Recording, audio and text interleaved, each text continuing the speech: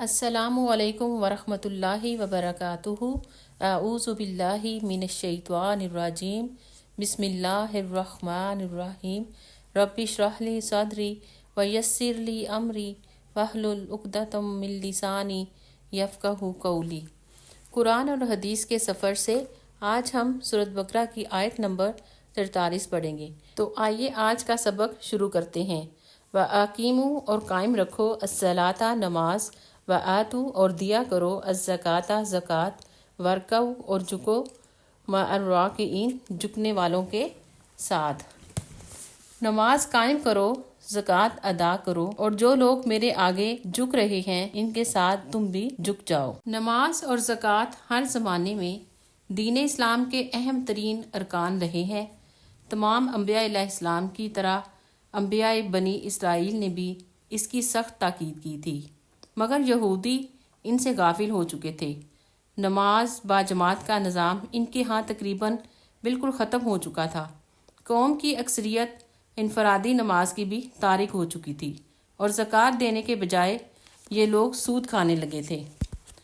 اس آیت میں دیکھا جائے تو کتنے احکام ہیں اس آیت میں۔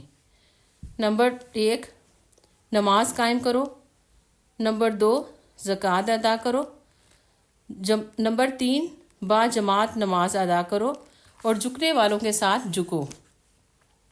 عاجزی اختیار کرو، کیونکہ جب ہم رکوع کے لیے جھکتے ہیں تو ہم عاجزی ہی اختیار کرتے ہیں۔ اقامت الصلاۃ پر پہلے بھی بات ہو چکی ہے سورہ بقرہ میں، جو متقین کی صفات میں سے دوسری صفت ہے۔ کیا کچھ آتا ہے اقامت الصلاۃ میں؟ سب سے پہلے طہارت۔ وَأَقِیمُوا الصَّلَاةَ میں سب سے پہلے کیا چیز آتی ہے؟ طہارت۔ پھر اوقات کی پابندی، پھر نماز کے ارکان کی پابندی جیسے قیام، رکوع، تشہد۔ اگر ان میں سے کوئی ایک چیز بھی چھوٹ جائے تو نماز نہیں ہوگی۔ اس لیے نماز سے پہلے اور نماز کے اندر کی شرائط ان کو پورا کرنا لازم ہے۔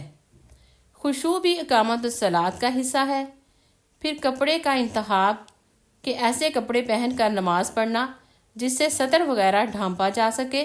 بہترین لباس کا انتخاب کرنا بھی اقامت الصلاۃ کا حصہ ہے۔ پھر آیت کے دوسرے حصے میں وَآتُوا الزَّکَاةَ، زکوٰۃ جو ہے ایک خاص مال کے اندر سے ایک خاص مقدار مستحق افراد کو دینا، یعنی کہ زکوٰۃ خاص مقدار کے مال میں سے خاص مقدار کو نکالنا، مستحق افراد کو دینا۔ جیسے سونے کی زکوٰۃ کیا ہے؟ 7.5 تولے ہو جائے تو یہ مخصوص مال ہو گیا، تو اس مخصوص مال میں سے مخصوص اماؤنٹ یعنی 2.5% کے اعتبار سے نکالنا اور مستحق افراد کو دینا۔ وَارْکَعُوا مع الراکعین، اور یہاں رکوع کی فضیلت پتہ چل رہی ہے۔ رکوع کا مطلب ہے کہ جھکنا، کہ اللہ سبحانہ تعالیٰ کے سامنے اپنی عاجزی دکھانا۔ مع الراکعین سے علماء نے اس سے مراد جماعت سے نماز ادا کرنا لیا ہے، لیکن جماعت سے نماز ادا کرنا مردوں کے لیے ہے۔ عورتوں کے لیے افضل ہے کہ وہ گھر میں نماز ادا کریں، لیکن عورتوں کو بھی مسجد میں جانے سے منع نہیں کیا گیا۔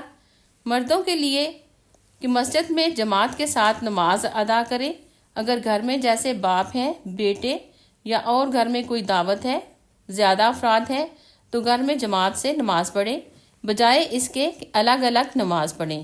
یا ایسی جگہ جہاں مسجد گھر سے دور ہے تو فجر اور عشاء کی نماز گھر کے افراد مل کر جماعت سے پڑھیں تو کوئی حرج نہیں۔ صحیح مسلم کی روایت ہے، نابینا صحابی نے آپ صلی اللہ علیہ وآلہ وسلم کی خدمت میں حاضر ہوئے اور کہا کہ میرے ساتھ کوئی ایسا شخص نہیں کہ جو مجھے مسجد تک لے جائے، اس لیے اگر آپ اجازت دیں تو میں نماز گھر میں پڑھ لوں۔ آپ صلی اللہ علیہ وآلہ وسلم نے اجازت دے دی۔ جب وہ جانے لگے تو پوچھا کہ اذان کی آواز آپ کے گھر تک پہنچتی ہے؟ تو انہوں نے کہا کہ میں اذان کی آواز تو سنتا ہوں۔ تو پھر آپ صلی اللہ علیہ وآلہ وسلم نے کہا کہ آپ کو مسجد آنا چاہیے پھر، کیونکہ جب آواز اذان کی آپ کے کانوں میں پڑتی ہے تو مسجد میں آنا آپ کے لیے لازم ہے۔ اور وہ نابینا تھے۔ آپ صلی اللہ علیہ وآلہ وسلم نے فرمایا جو 3 آدمی بستی یا جنگل میں ہوں تو وہ جماعت سے نماز نہ پڑھیں تو شیطان ان پر مسلط ہو جاتا ہے۔ اس لیے 2 بیٹے اور باپ ہیں اگر گھر میں تو جماعت سے نماز نہ پڑھیں تو شیطان ان پر مسلط ہو جاتا ہے۔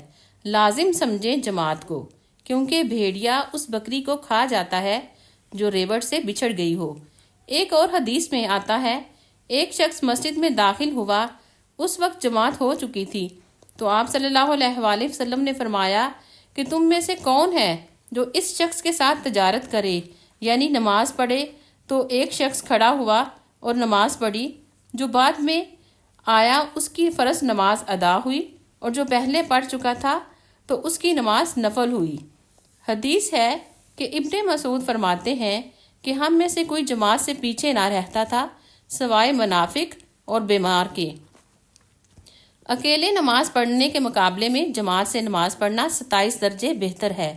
اقیم الصلاۃ میں جو شرطیں ہیں مردوں کے لیے خاص طور پر جماعت سے نماز پڑھنا، یہ بنی اسرائیل کے لیے حکم تھا، تو ہمارے لیے کیا حکم ہے؟